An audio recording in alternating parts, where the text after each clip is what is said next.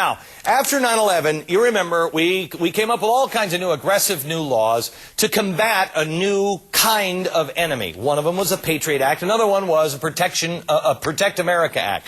This was an extension of our eavesdropping. It helped our government listen in and find terrorists. Well, over the weekend, the House failed to pass this bill, which would have prevented the Protect America Act from lapsing, an extension requested by the president. It's got a 6-month sunset over and over again. He feels, and I happen to agree with him, that this congressional game playing by Nancy Pelosi will end up killing Americans. Now, what could be even more terrifying than that fact is that Congress may be acting with re-election in mind and not your safety.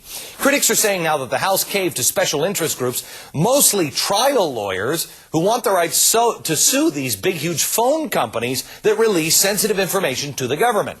Representative Peter King is a Republican congressman from New York, ranking member of Homeland Security Committee. You know, the thing that really bothers me, Peter, is, you know, everybody makes this into an issue like they're listening to mom give me recipes over the phone. That's not the way it works. A lot of these phone calls that originate even overseas are routed through the United States and end up back overseas. That's what we're looking for. That's what this is all about, if I'm not mistaken.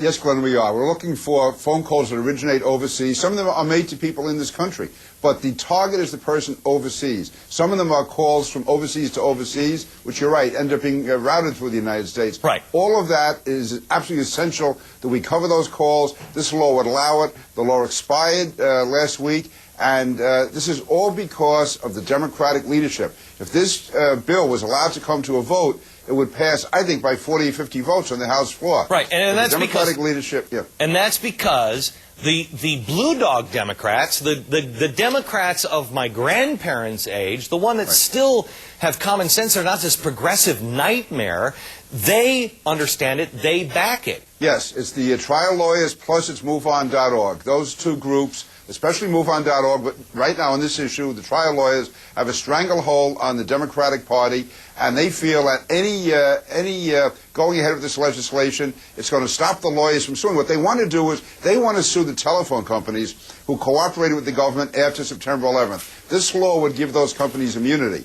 And if this law goes through, which, by the way, it passed the Senate, 69-28, and it was sponsored by a Democrat. So it's the House Democrats who are blocking this.